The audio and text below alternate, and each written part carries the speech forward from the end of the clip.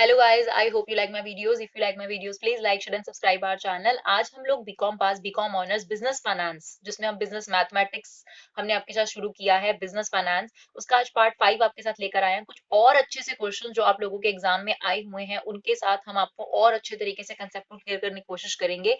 तो देखिए, question number 1 हमारे पास है, money lender charges interest at the rate of 3 रुपी पर 100 रुपी पर मंथ। ठीक है, इसका क्या मतलब हुआ कि हर 100 रुपए में से 3 रुपए वो मुझसे इंटरेस्ट ले लेता है पर मंथ। इनडायरेक्टली मुझे रेट ऑफ इंटरेस्ट बता रहा है 3%, राइट। लेकिन रुकिए, इसमें और खासियत है, पेबल इन एडवांस। अगर ये नहीं लिखा होता तो बिल्कुल आपने जो सोचा है वो बिल्कुल ठीक है, 3% is the rate of interest, क्योंकि 100 में से वो 3 रुपए आपसे इंटरेस्ट ले लेता है। लेकिन अब ये बात सच नहीं है, क्योंकि उसने 3 रुपए मुझसे एडवांस काट लिए ना। जिस दिन उसने मुझे लोन पकड़वाया 100 रुपए, उसी दिन मुझसे 3 रुपए काट लिए। तो देखा जाए तो उसने मुझसे 3 रुपए तो 97 पैसों के लिए ले लिया। इज इट ओके ना? 97 रुपीज का लोन उसने मुझे दिया और उसके लिए मुझसे इंटरेस्ट काट ले, क्योंकि एडवांस में ही काट रहा है वो मुझसे। तो असलियत में ये जो रेट ऑफ इंटरेस्ट है गलत है कि 100 के 3 रुपए काट लिए उसने मुझसे। उसने बेसिकली मुझसे 97 रुपीज पर 3 रुपए ले लिए, क्योंकि उसने मुझसे सेम डे, जिस दिन उसने मुझे 100 रुपए पकड़ाया उसी दिन मुझसे 3 रुपए काट लिए। तो वो 3 रुपए किस बात पर थे? मैंने तो लोन सिर्फ 97 ही लिया ना, पूरा दिन, पूरा हफ्ता, जो भी पूरा महीना। तो 97 पे 3 रुपए है, तो ये इंटरेस्ट रेट यहाँ पे बनेगी। जनरली आपकी इंटरेस्ट रेट ऐसे होती है, 100 पर 3 रुपए आपने इंटरेस्ट दिए, ठीक है। लेकिन यहाँ पर इस स्टेटमेंट की वजह से ये खास क्वेश्चन बन जाता है। और यहाँ पर आप 97 पे 3 रुपीज आपको दे रहे हो, तो यहाँ पर जो रेट ऑफ इंटरेस्ट है that is 3/97 and already per month, right. आपसे क्वेश्चन में क्या कहता है, what is effective rate per annum. तो आपको इफेक्टिव रेट का फॉर्मूला लगाना है। तो हमने पहले भी आपको इसके क्वेश्चंस करवाए हैं इफेक्टिव रेट के। तो इफेक्टिव रेट का formula 1 + r⁻m, sorry r/m whole power m -1 into 100। अब ध्यान से सुनिएगा, यहाँ पर आप r लिखते थे जो भी होता है 3% या this, now this is 3/97, m 12, लेकिन यहाँ पर आपको 12 से डिवाइड करने की जरूरत नहीं है, क्योंकि ये ऑलरेडी पर मंथ है। लेकिन ऊपर तो 12 लिखना है ना। इफेक्टिव रेट में आपको क्या बताया था, अगर आपके पास मंथली हो तो m की वैल्यू 12, यहाँ पर भी 12। अगर मान लो ये 3% होता तो वैसे 12 से जरूर डिवाइड करती, लेकिन अब करने की जरूरत नहीं है, क्योंकि ये रेट ऑलरेडी पर मंथ है। तो एनुअली होती है, उसको आपने बनाना होता है। सेमी एनुअल हो तो m की वैल्यू 2 हो जाएगी, क्वार्टरली है तो m की वैल्यू 4 हो जाएगी। तो यहाँ पर 1 + 3/97, या फिर आप इस रेट को ऑलरेडी कन्वर्ट कर सकते हो कि ये रेट क्या है। 3/97 ये हमारे पास आ जाता है 0.0309, ठीक है। तो आप यहाँ पर डायरेक्ट ये चीज लिख सकते हैं, अपॉन m करने की जरूरत नहीं है, क्योंकि यहाँ पर ऑलरेडी पर मंथ था। हाँ, पावर 12 जरूर करनी है, -1 इंटू 100, राइट। तो आपने क्या करा, 1 पॉइंट, इसकी वैल्यू हमने निकाल ली 0309, ठीक है, इनटू इक्वल टू। कब तक प्रेस करना है, जब तक आपके पास 13 ना आ जाए, राइट। क्योंकि यहाँ 13 का मतलब होता है 12। रीजन एक एक्स्ट्रा क्यों आया, 12 को उन्होंने जब इनटू हमने प्रेस किया था तो उन्होंने उसको काउंट किया था, तो यहाँ 13 आ गया, इसका मतलब ये 12, ठीक है। तो आपके पास ये आ गया 1.44, तो इसका आंसर आ गया 1.44। साथ ही में डायरेक्ट यहाँ 1 माइनस कर दीजिए और इनटू 100 कर दीजिए। तो इसका मतलब ये जो एनुअल इंटरेस्ट हुआ ये 44.78% रहा आपके पास। तो this is the effective rate. और एक बहुत ही बढ़िया क्वेश्चन जो हमने आपको बताया, तो ध्यान रखिएगा इसका। एक तो पर मंथ इंटरेस्ट था, ये लॉन्ग क्वेश्चन में भी इस्तेमाल हो सकता है, इफेक्टिव रेट के लिए भी। तो एक क्वेश्चन है, लेकिन कंसेप्ट बहुत सारे आ जाते हैं एक ही साथ, तो इस कंसेप्ट को अच्छे तरीके से क्लियर करिए। अगर ये नहीं समझ में आया तो इसे दोबारा समझिए, लेकिन ये बहुत इंपॉर्टेंट क्वेश्चन है। चलिए आगे चलते हैं। Question number 2, an amount of 820 falls due in 6 month, मतलब आपको 820 रुपए 6 महीने बाद देने हैं, ड्यू हो जाएंगे आपके पास, ठीक है। तो आपको अमाउंट गिवन है। The creditor agreed to accept immediate payment of half and to defer the payment of another half for 1 year. आपको उसने एक तरीके से एक ऑप्शन दे दी, या तो आप 820 रुपए मुझे 6 महीने बाद दे देना। दूसरा ऑप्शन उसने आपके लिए क्रिएट कर दिया कि तुम एक काम करो, 820 में से 410 मुझे अभी पकड़ा दो, जो कि आपकी 6 महीने की बाद की पेमेंट है, और बाकी का जो हाफ है वो आप मुझे 1 साल बाद चुका देना, पूरा 1 साल बाद चुका देना। Is it okay? अब आपसे कहता है कि दोनों में से क्या बेनिफिशियल रहेगा। तो हम आपको यहाँ पर जो कंपैरिजन है वो प्रेजेंट वैल्यू निकालकर बताएंगे कि एक्चुअली में उसको लोन कितना मिलेगा इन दोनों के बदले में। तो ये दो ऑप्शन बिल्कुल अलग अलग तरीके से ट्रीट करते हैं। पहले पहली वाली ऑप्शन लेते हैं, जिसमें उसने 820 रुपए लिए 6 महीने के लिए। तो यहाँ पर आपके पास कंपाउंड इंटरेस्ट नहीं लगा सकते क्योंकि 6 मंथ है, सिर्फ 6 मंथ का पीरियड है, तो फ्रैक्शन n जो है हाफ हो जाएगा, तो हम अभी सिंपल इंटरेस्ट वाला फॉर्मूला लगा रहे हैं। हम कह रहे हैं हमारे पास अमाउंट गिवन है, प्रिंसिपल प्लस सिंपल इंटरेस्ट, पहली सिचुएशन, राइट। अमाउंट है हमारे पास 120, p हमें नहीं पता, p into R into T divided by 100, right. 820 रुपए, p कितना है हमारे पास मिसिंग है, plus p into rate of interest 5%, time period यहाँ पर हाफ हो जाएगा डियर, क्योंकि आपके पास सिर्फ 6 महीने हैं। Is it okay? That is 820 p, ये हो गया आपके पास 5p अपॉन 200, क्लियर। 820, अभी हो जाएगा, आप एलसीएम ले लेंगे 205 अपॉन 200p। ये एलसीएम कैसे लेना है, अगर आपको कुछ भी समझ में ना आए, वैसे एलसीएम अलग तरीके से लिया जाता है, बट एक शॉर्टकट तरीका भी, अगर आप एलसीएम नहीं समझ पाते हैं तो 200 इंटू 1 कर दो, मतलब नीचे वालों को मल्टीप्लाई कर दो और यहाँ पे ऐसे क्रॉस मल्टीप्लाई कर दिया करो, उससे भी आंसर आ जाता है, ठीक है। एलसीएम नहीं होता, बट ये प्रॉपर वही चीज कर देता है आपके पास। अब आप 820 को 200 से मल्टीप्लाई और 205 से डिवाइड कर देंगे तो आपके पास प्रिंसिपल निकल आएगा। तो आप देखिए 820 into 200 divided by 205, that is 800 rupees। इसका मतलब ये है कि इस पर्सन ने 800 रुपए का लोन लिया होगा और 6 महीने बाद इसको उसके 820 रुपए चुकाने पड़ेंगे। Is it okay? इसी तरीके से अब हमारे पास जो ये ऑप्शन है, इसका भी हम प्रेजेंट वैल्यू निकालते हैं और देखते हैं कि कौन सा बेनिफिशियल रहेगा। तो चलिए देखते हैं दूसरा ऑप्शन। पहले ऑप्शन में तो क्लियर हो गया कि 800 रुपए का लोन लेगा, यानी प्रिंसिपल अमाउंट होगा और 820 रुपए उसको चुकाने पड़ेंगे। दूसरा जो ऑप्शन है उसमें एक तो ये कहा गया कि 410 आप अभी चुका दो, तो ये तो ऑलरेडी प्रेजेंट वैल्यू है, लेकिन 410 रुपए कहा गया 1 साल बाद चुकाना, तो ये हमें 1 साल बाद की फ्यूचर वैल्यू दे रखी है, यानी अमाउंट दे रखा है। तो यहां पर हम ये वाला फॉर्मूला लगा सकते हैं। वैसे तो हमें कुछ नहीं कहा कंपाउंडेड लगाना है, जनरली कंपाउंडेड वाले लगाते हैं। तो 410 रुपए हमारा ये है, प्रिंसिपल हमें पता नहीं, रेट ऑफ इंटरेस्ट है 5% एंड टाइम पीरियड है हमारे पास 1, राइट। तो ये हो गया 410 p, ये हो गया 1.05। 410 डिवाइडेड बाय 1.05, आपके पास प्रिंसिपल की वैल्यू निकल कर आ जाएगी 410 डिवाइडेड बाय 1.05। तो ये डियर आपके पास आ गए 390 रुपए 47 पैसे। यानी अगर मैं इन दोनों प्रेजेंट वैल्यूज को जोड़ूं, यानी एक तो 410 रुपए आपने एक तरीके से 410 रुपए प्रेजेंट में दिए थे उसको, प्लस 390 रुपए 47 पैसे, यानी आपको इस केस में कितना लोन मिल जाता, 800 रुपए 47 पैसे का। अब आप खुद देखिए, यहां पर आपने 800 रुपए का लोन लेकर 6 महीने में 820 रुपए चुकाए, ओके। और यहां पर आपने क्या करा, 800 रुपए 47 पैसे का लोन लिया और आपको 410 रुपए अभी और 410 रुपए 1 साल बाद चुकाने पड़े। तो अगर आप लोनर हैं तो आपके लिए obviously this option is greater, good. और अगर आप देने वाले हैं, यानी आप क्रेडिटर है, आपको देना है लोन, तो फिर ऐसे केस में आपके लिए ये ऑप्शन बेटर हो जाएगा, क्योंकि आपको यहाँ कम समय में 820 रुपए मिल जाएंगे, राइट। Is it okay? अब आपके पास एक और बहुत ही बढ़िया क्वेश्चन देखते हैं, थोड़ा कंसेप्चुअल है, तो ध्यान से सुनिएगा।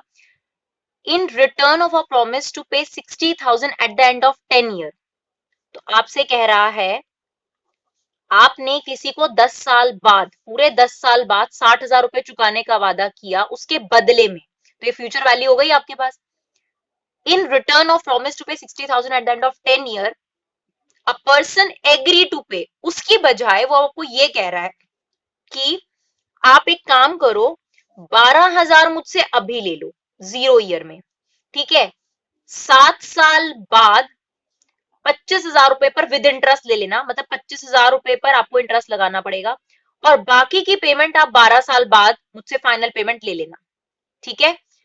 If the rate of interest is 6% effective, what should be the final payment, यानी 3 पेमेंट आप कर रहे हैं इस 60,000 के बदले में। सीधी सी बात, आपको कह रहा है कि आपके पास वैसे ये ऑप्शन दी थी, आपके जो लोनर था उसने कहा था कि आपने 60,000 रुपए मुझे 10 साल बाद चुकाने हैं।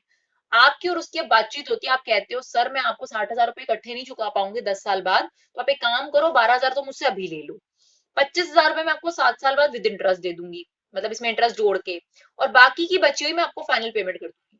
तो पहली बात, आपको यही नहीं पता कि फाइनल पेमेंट कितनी करनी है। अब मेरी बात सुनो, सबसे पहली बात तो ये जो 60,000 रुपए थे अब ये 12 साल तक एक्सटेंड हो गए, मतलब 10 साल बाद इसकी फ्यूचर वैल्यू ये थी। पहले हमें ये निकालना पड़ेगा कि ये 12 साल बाद कितने के हो जाएंगे, तभी हम इस ऑप्शन और इस ऑप्शन को कंपेयर कर सकते हैं। समझे बात को? तो पहले हम 60,000 को 2 साल का और इंटरेस्ट लगा रहे हैं और देख रहे हैं कि वाकई में ये पैसा यहां तक जाकर कितना हो जाता है। ठीक है, तो आप 2 साल का इंटरेस्ट लगाइए 60,000 पर। तो क्या फॉर्मूला लगेगा आपके पास? 60,000 आप प्रिंसिपल अमाउंट निकाल रहे हैं, 1 प्लस आर कितना है हमारा 6%, और कितने साल? 2 साल, राइट? तो ये हो गया 60,000 1.06 की पावर 2। Okay, 1.06 into 2 into 60,000। तो अगर 2 साल और लगते तो ये जो पैसा हो जाएगा वो 67,416 रुपीज है। मतलब अगर ये 60,000 रुपए 10 साल बाद ले लेते, तो अब वो लोनर 10 के लिए नहीं, अब आपको 12 साल का पीरियड दे रहा है, ठीक है ना? तो वैसे उसको 12 साल बाद ये पेमेंट मिलती अगर ये कंटिन्यू रहता ऑप्शन। अब क्या बोल रहा है वो, आप एक काम करो, ये पैसे आपने लेने थे मुझसे 12 साल बाद, एक काम करो 12,000 तो अभी ले लो, 12,000 रुपए तो अभी ले लो। पर अब देखो ये जो है ये 12 साल बाद की फ्यूचर वैल्यू है, इसका कंपैरिजन 12,000 से कुछ नहीं है। अगर 12,000 अभी दिए जाते हैं तो 12,000 पर 12 साल का इंटरेस्ट कितना बनता, आप उसकी पहले फ्यूचर वैल्यू निकालोगे, जो टुकड़े हैं। तो ये पहला ऑप्शन आपका खत्म हो गया। अब आप फ्यूचर वैल्यू निकालो 12,000 की। तो 12,000 की फ्यूचर वैल्यू, ये प्रिंसिपल हो गया आपके पास, रेट ऑफ इंटरेस्ट, और 12 साल, 1.06 की power 12, right? 1.06 into equal to कब तक? जब तक 13 नहीं आ जाता, इंटू में 12,000, ये आ गया डियर आपके पास 24,146 रुपए 35 पैसे। तो मतलब उस 12,000 रुपए की अगर फ्यूचर वैल्यू देखी जाए तो वो 24,146 रुपए बनती है। अब मेरी बात को ध्यान से समझने की कोशिश करिएगा। एक और फ्यूचर वैल्यू निकालते हैं हम। जो 25,000 रुपए वो आज के हिसाब से बता रहा है, वो 25,000 को आप 7 साल बाद दोगे तो 7 साल का इंटरेस्ट लगेगा उस पर, राइट? तो उसकी वैल्यू हम फ्यूचर वैल्यू कितने साल तक निकालेंगे? अब मैं आपको एक बात समझाऊंगी, उसे पूरे ध्यान से समझने की कोशिश करिएगा। देखिए, आपके पास ये पूरा टेन्योर है 12 साल का, 12 साल बाद ये पेमेंट बनती है जो भी आपने लोन लिया, वी डोंट नो कि आपने प्रिंसिपल अमाउंट कितना लिया और उसमें हम जा भी नहीं रहे, ये आपकी फ्यूचर वैल्यू बनती है, ठीक है ना? अब आपने जो आज चुकाया उसकी आपने फ्यूचर वैल्यू निकाल ली 24,146 रुपए, ठीक है? ये हम इसमें से माइनस कर देंगे तो बाकी का बचा हुआ हमें पेमेंट पता चल जाएगा कि अब बाकी बचा हुआ फ्यूचर वैल्यू कितना है, राइट? फिर आप क्या कर रहे हैं, 7 साल बाद 25,000 चुका रहे हैं। मतलब जो भी आपका अमाउंट था 25,000 रुपए विद इंटरेस्ट है, सॉरी 25,000 रुपए आप चुका रहे हैं। तो आप एक बार बताइए, यहां से यहां तक का पीरियड 7 साल हुआ ना, लेकिन ये 25,000 को इसमें से माइनस करने के लिए आपको 5 साल और आगे ले जाना पड़ेगा ताकि ये इस वैल्यू के बराबर हो सके, यानी 12 साल बाद ये पैसा कितने का होगा, राइट? तो 25,000 पर और कितने साल का आपको फ्यूचर वैल्यू निकालना पड़ेगा, इंटरेस्ट लगाना पड़ेगा 5 साल का। तो हमने उसकी भी फ्यूचर वैल्यू निकाली 25,000 1.06 की पावर 5, राइट? आप समझ रहे हैं? देखिए, यहाँ पे आपने 12,000 रुपए पे करे थे। अब इस पैसे का इस पैसे से कोई कंपैरिजन नहीं है जब तक हम इसको 12 साल बाद ना ले जाएं। तो हम इस 12,000 को 12 साल बाद ले गए कि उसकी फ्यूचर वैल्यू हो जाएगी इतनी। तो हमने कहा इतने में से हमने इतना पे कर दिया क्योंकि इसका इससे कंपैरिजन है।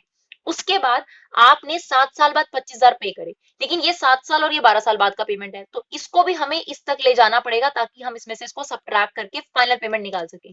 तो 1.06 इंटू इक्वल टू, ये आपके पास आ गया डियर 6 तक में, इनटू में 25,000, तो ये आ गया आपके पास 33,455.64, क्योंकि ये 9 था। इसका मतलब 25,000 की अगर हम आज वैल्यू देखते तो वो होती 33,455.64। तो जो आपने फाइनल पेमेंट करनी है आप बड़े आराम से आप निकाल सकते हो, 67,416 में से आप ये समझ लो कि आपने 67,416 माइनस 24,146.35 रुपए आप दे चुके हो, जबकि आपने 12,000 ही दे दिए थे, लेकिन उसकी हमने फ्यूचर वैल्यू निकाली कि उसकी फ्यूचर वर्थ क्या हो सकती थी, क्योंकि इसका कंपैरिजन डियर इससे बिल्कुल नहीं है, इसमें से आप ये माइनस नहीं कर सकते। समझ रहे हैं आप लोग? क्योंकि ये आज की वैल्यू है, आपको उसमें से उसकी वैल्यू माइनस करनी पड़ेगी कि फ्यूचर में जाके उसकी वैल्यू कितनी होती, तो वो आपने माइनस कर दी, उतना चुका दिया। आप ये समझ लो कि अगर आपने आज 12,000 दे दिए तो आपने उस टाइम के 24,146 रुपए चुका दिए आज ही। और अगर आपने 25,000 रुपए दे दिए थे 7 साल बाद, तो उस समय के आपने 33,455 रुपए आज ही चुका दिए। तो अब जो फाइनल पेमेंट आपके पास बची वो कितनी हो जाएगी आपके पास, वो हमें निकालनी है, minus 33 455.64, the final payment is 9814.01 rupees। तो जो आपने तीसरी पेमेंट, जो बची हुई पेमेंट है, वो आपने 9814 की करनी है, जो कि आप 12 साल बाद आप कह रहे थे करनी है। तो दिस इज द क्वेश्चन, ये आपको फाइनल पेमेंट करनी थी। Is it okay? I hope आपको ये क्वेश्चन समझ में आया हो। थोड़ा सा डिफिकल्ट है, बस इसे समझने की कोशिश करिएगा। आपको एक पेमेंट दे रखी थी, कहा था 60,000 10 साल बाद चुका देना, लेकिन उसके बदले में अब जो लेंडर था और जो लोन लेने वाला था, देने वाला था, उनके बीच में ये बात हुई कि आप 12,000 मुझे अभी दे दो, बाकी 25,000 रुपए 7 साल बाद 25,000 रुपए पकड़ाओगे, और एक 12 साल की पेमेंट भी होगी, लेकिन वो पेमेंट हमें नहीं बताई। तो हम यहाँ प्रेजेंट वैल्यू पे नहीं जाएंगे, क्योंकि हमें फाइनल पेमेंट निकालनी है, तो फाइनल पेमेंट तो फ्यूचरिस्टिक ही है, तो हम प्रेजेंट वैल्यू पे नहीं आए, फ्यूचर पे गए। पहली बात तो ये 60,000 रुपए खींचेंगे 12 साल तक, तो हमने 2 साल का इंटरेस्ट और लगा लिया, क्योंकि ये तो 10 साल की पेमेंट थी, और 2 साल का इंटरेस्ट लगाकर इसकी फ्यूचर वैल्यू हो गई इतनी। अब आप देखिए, ये जो वैल्यू दे रखी है आपको, ये है 12 साल बाद की पेमेंट। ये कह रहा है कि आपने जितनी भी पेमेंट 12 साल बाद करनी थी, उसके लिए आज आपने 12,000 पे कर दिए, लेकिन इसका 12,000 से कोई कंपैरिजन नहीं। आप ये लगाओ कि 12,000 रुपए 12 साल बाद कितना वर्थ रखते, तो 12,000 रुपए 12 साल बाद एक्चुअली में अगर आप पे करते तो आपको 24,146 रुपए पे करने पड़ते। तो आप यही समझ लो कि इसमें से आपने 24,146 रुपए पे कर दिए। अब कितने बचे आपके पास? वो बचे 44 या 46, कुछ भी जो बचा। फिर आपने आज से 7 साल बाद 25,000 रुपए चुका दिए।